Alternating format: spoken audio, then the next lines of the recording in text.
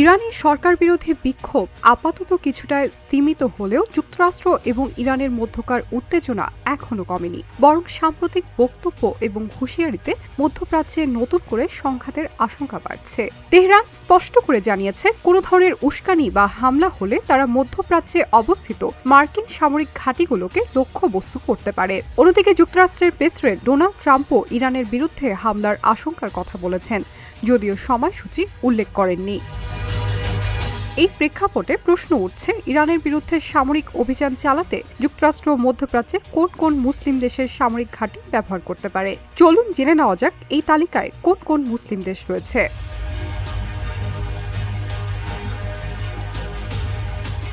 Bahrain.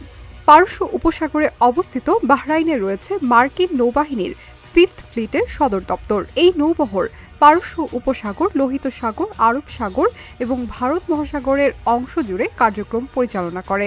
ইরানের নৌ চলাচল নজরদারিতে বাহরাইন অত্যন্ত কৌশলগত অবস্থানে রয়েছে। কাতার।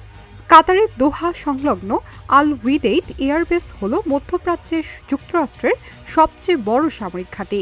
এখানে প্রায় 10,000 মার্কিন সেনা মোতায়েন রয়েছে এবং এটি ইউএস সেন্ট্রাল কমান্ডের ফরওয়ার্ড সদর দপ্তর হিসেবে ব্যবহৃত হয়। ইরানের বিরুদ্ধে যে কোনো আকাশ অভিযান বা সমন্বিত হামলায় এই ঘাঁটি কেন্দ্রীয় ভূমিকা রাখতে পারে। কুয়েত। কুয়েতে যুক্তরাষ্ট্রের একাধিক গুরুত্বপূর্ণ স্থাপনা রয়েছে। ক্যাম্প আরিফ জান, আলী আল সালেম এয়ারবেস এবং ক্যাম্প বুয়েরিং। এগুলো মূলত ইরাক এবং সিরিয়ায় সেনা এবং সরঞ্জাম মোতায়েনের স্টেজিং পয়েন্ট হিসেবে ব্যবহৃত হয়। ইরানের বিরুদ্ধে স্থল এবং আকাশ অভিযানের ক্ষেত্রে কুয়েত একটি গুরুত্বপূর্ণ লজিস্টিক হাব।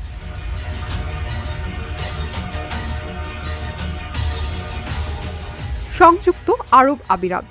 সংযুক্ত আরব আমিরাতের আবুধাবির কাছে অবস্থিত আল ধাফরা এয়ারবেস যুক্তরাষ্ট্রের নজরদারি এবং আইএস বিরোধী অভিযানে ব্যবহৃত হয়ে আসছে। এছাড়া দুবাইয়ের জেবেল আলী বন্দর মার্কিন নৌবাহিনীর অন্যতম প্রধান পোর্ট অব কল হিসেবে পরিচিত, যা যুদ্ধজাহাজ এবং রসদ সরবরাহে গুরুত্বপূর্ণ।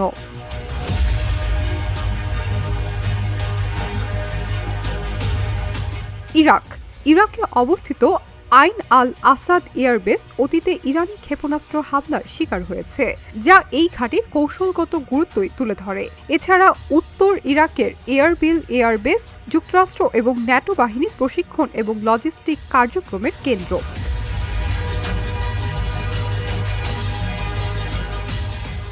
সৌদি আরব। সৌদি আরবের প্রিন্স সুলতান এয়ারবেসে প্রায় 3,321 মার্কিন সেনা মোতায়েন রয়েছে। এখানে প্যাট্রিয়ট এবং থার্ড ক্ষেপণাস্ত্র প্রতিরক্ষা ব্যবস্থা স্থাপন করা হয়েছে, যা ইরানের সম্ভাব্য পাল্টা হামলা মোকাবেলায় গুরুত্বপূর্ণ। জর্ডান। জর্ডানের মুয়াক্কাফ আল সালাতি এয়ারবেস লেভান্ত অঞ্চলে যুক্তরাষ্ট্রের সামরিক অভিযানে সক্রিয় ভূমিকা পালন করে। সিরিয়া এবং ইরাক সংলগ্ন এই ঘাঁটি আকাশ অভিযান এবং নজরদারির জন্য গুরুত্বপূর্ণ। তুরস্ক। ন্যাটো সদস্য তুরস্কের ইনজারলিক এয়ারবেস যুক্তরাষ্ট্র এবং তুরস্ক যৌথভাবে পরিচালনা করে। এই ঘাঁটিতে মার্কিন পারমাণবিক অস্ত্র মজুত রয়েছে বলে বিভিন্ন সূত্রে উল্লেখ করা হয়। মধ্যপ্রাচ্যে মার্কিন অভিযানে এটি দীর্ঘদিন ধরে গুরুত্বপূর্ণ ভূমিকা রেখে আসছে। বিশ্লেষকদের মতে, ইরানের সঙ্গে সরাসরি সংঘাতে জড়ালে যুক্তরাষ্ট্র এই মুসলিম দেশগুলোর সামরিক ঘাঁটিগুলোকেই প্রধানত ব্যবহার করতে পারে। তবে এতে শুধু যুক্তরাষ্ট্র বা ইরান নয়, পুরো মধ্যপ্রাচ্যই একটি বড় আকারের সংঘাতের ঝুঁকিতে পড়বে। এতে পরিস্থিতি কোন দিকে গড়ায় সেদিকে এখন সতর্ক নজর রাখছে বিশ্ব।